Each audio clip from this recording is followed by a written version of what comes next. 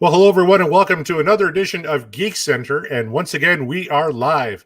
My name is Corey Morissette. I am the Right Honorable Geek Minister of the Movie Trivia Face-Off, and we're here today to take care of a little World War Geek business. But before we do that, I'm going to bring in two of our guests here today. Just competed in a match literally minutes ago, Jimmy Hazard Dery and Alex, the Godfather Frost. How's it going tonight, gentlemen? What's up, Face-Off fanatics? It's a brilliant impression.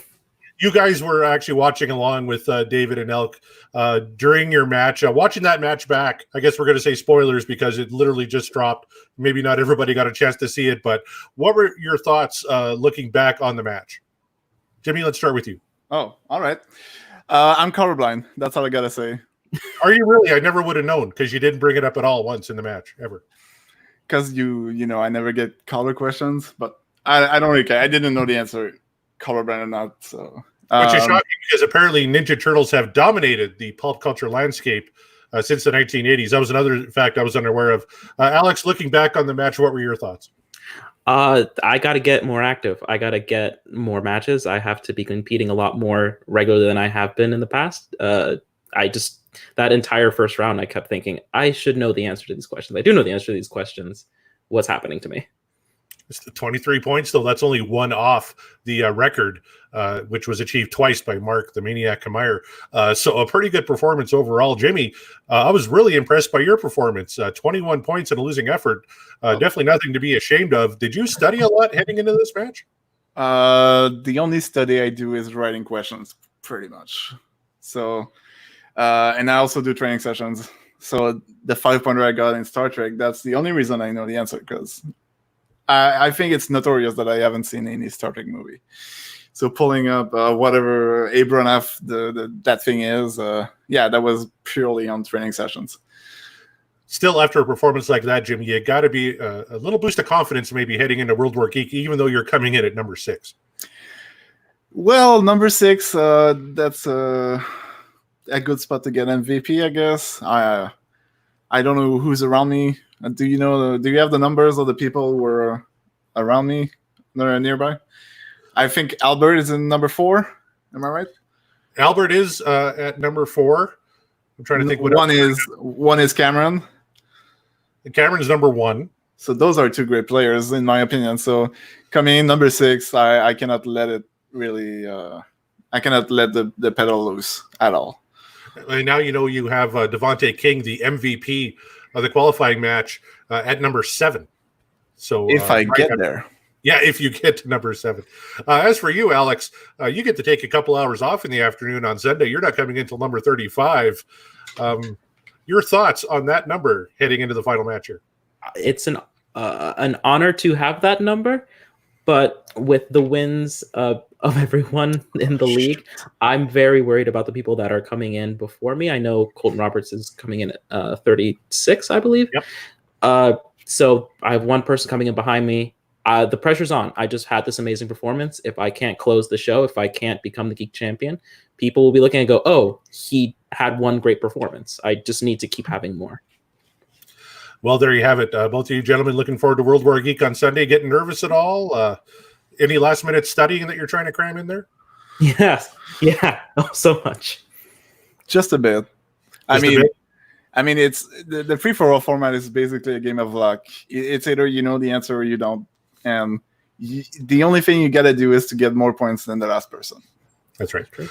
Well, we have to take care of a little business here now. We had a couple of open spots in World War Geek this week, so the admin team got together and made a few decisions. One of those open spots was going to be number 14.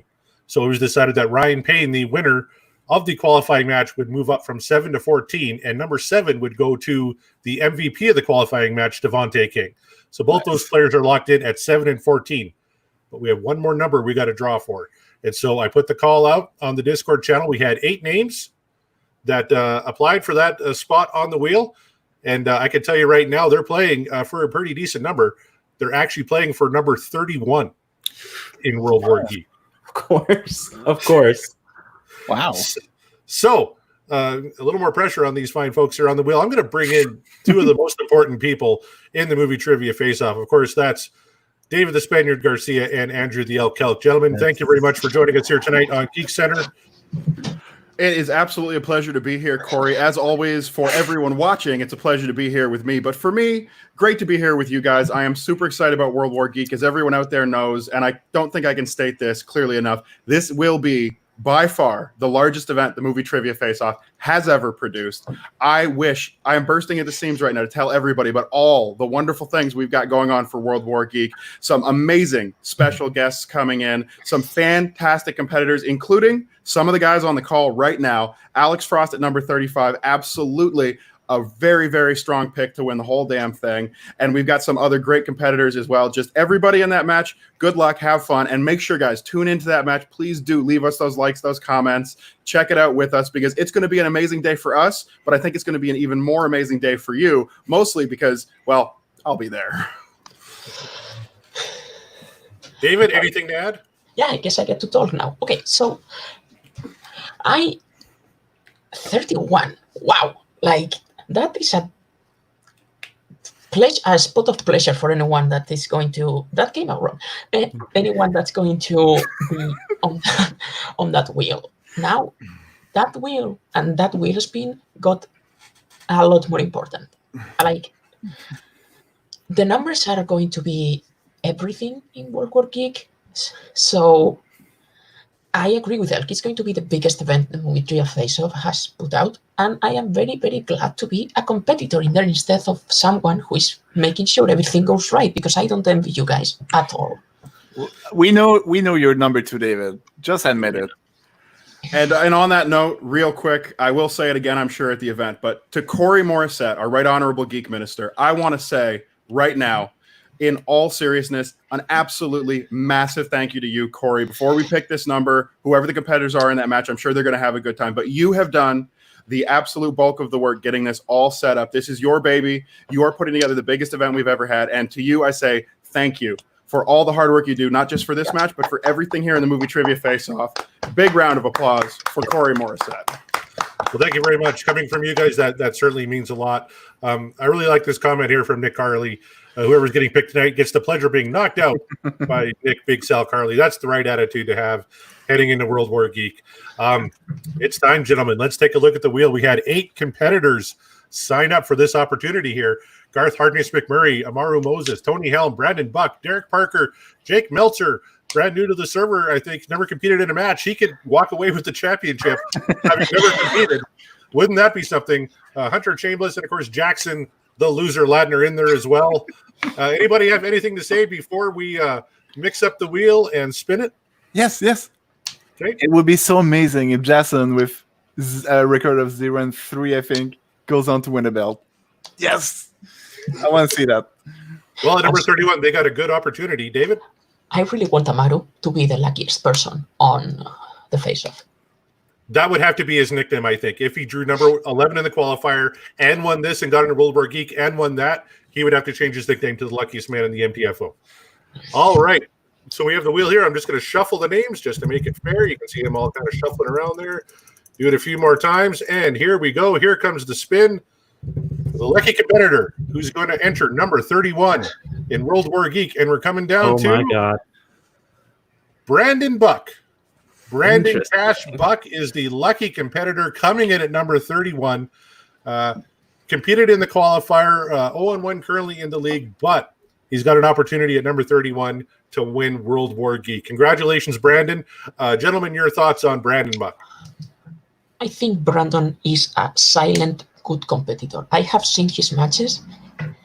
Usually, we have had some low-scoring rookie matches, but Brandon's wasn't one of them. And in the qualifying match, he faced both Amaru and Ryan, and I think he was eliminated by one question.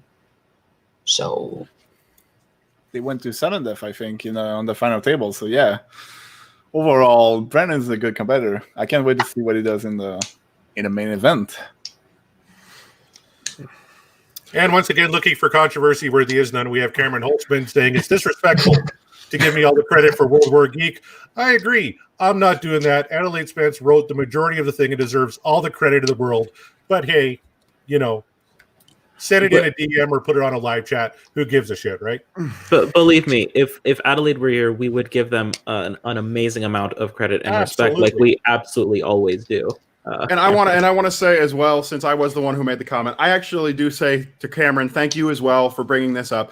I should clarify. I don't think that everything about World War Geek has been entirely the work of Corey. Obviously, everyone on the admin team, myself included, we've all worked very hard on this. And Adelaide Spence, thank you for bringing Adelaide up. Adelaide deserves an incredible amount of credit as well. There is a lot of work that's been done by everyone on the team, and I'm just making sure that Corey gets the credit that he deserves because this was his idea to begin with.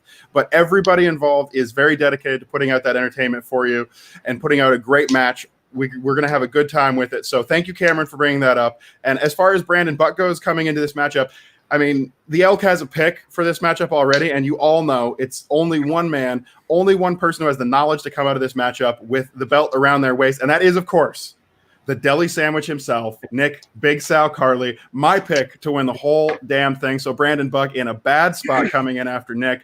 But Brandon, obviously, 31 is a great position in a free-for-all format. As we've said before, anything can and will happen. So Brandon Buck, great spot for him, but I've seen those numbers, Corey. You've seen those numbers as well. The only people here who really know what's going on, and Brandon's going to have some stiff competition, which you all already know because there's a lot of great competitors in this matchup. I will say Jimmy Dery could go very deep in this matchup. I don't know if you're going to win it, Jimmy, but good luck to you. I know that obviously Colton Roberts has that great number 36 spot. You can't count that out. Alex Frost coming in late. Even David the Spaniard Garcia knows a thing or two about these movies. I don't know where he's coming in. Oh, wait. Yes, I do.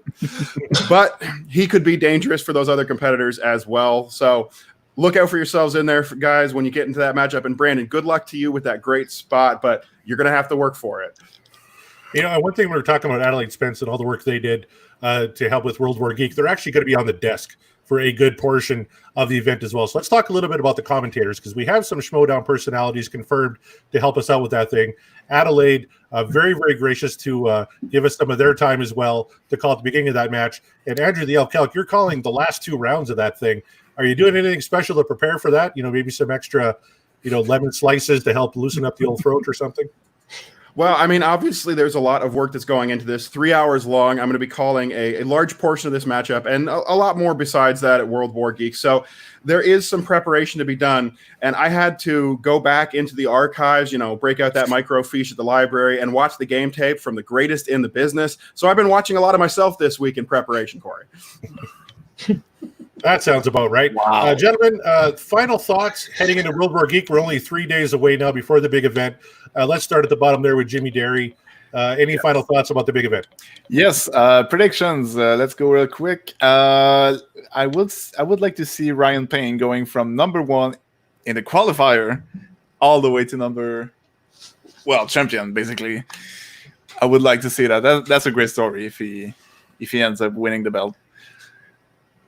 And I don't think David's going to win. Sorry. Okay, that's fair. Alex, do you have any predictions about the event?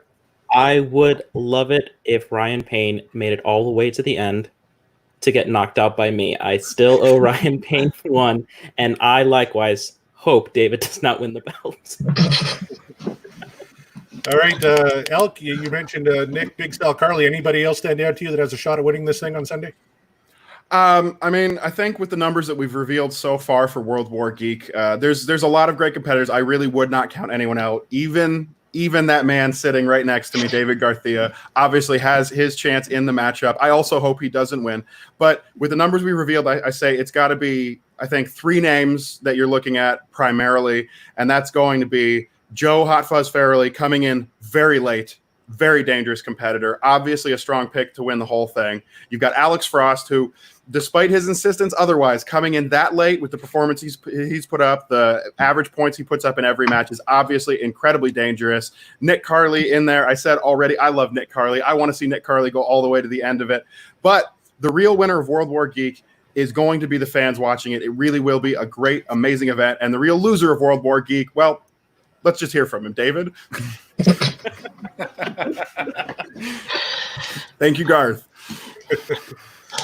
You know what? I really hope I don't win either. So yeah, let's just put it out there. I really want Ryan to win, and I think he is going to get MVP for some reason. I think he is going to get MVP.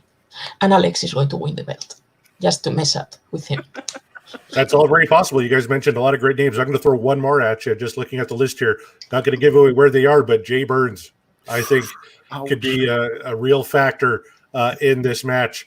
We don't know where he's coming in, and nobody really knows where they're coming in unless their number's been announced. I'm here to let you know that on Saturday, you can expect a direct message from me telling you your number and roughly what time block you should set aside. We're kind of splitting the event into, 4 different blocks to fit with the announcer schedule. So I'll let you know 3 o'clock, 4 o'clock, 5 o'clock, whatever it may be, when we expect you to be coming in. But Saturday, all that's going to be set your way. And then Sunday, it's the big event. If you're not around, I send you the link and you don't answer the call, then we just skip right by and we just keep moving on. So make sure to be around there. If for some reason you can't, let me know and we'll try and figure something out. But with that, I'm going to let everybody go here. I'd like to thank you very much for watching Geek Center tonight. I'd like to thank David, Andrew, Alex, and Jimmy for joining us here tonight. And we will see you this Sunday at World War Geek. Good night.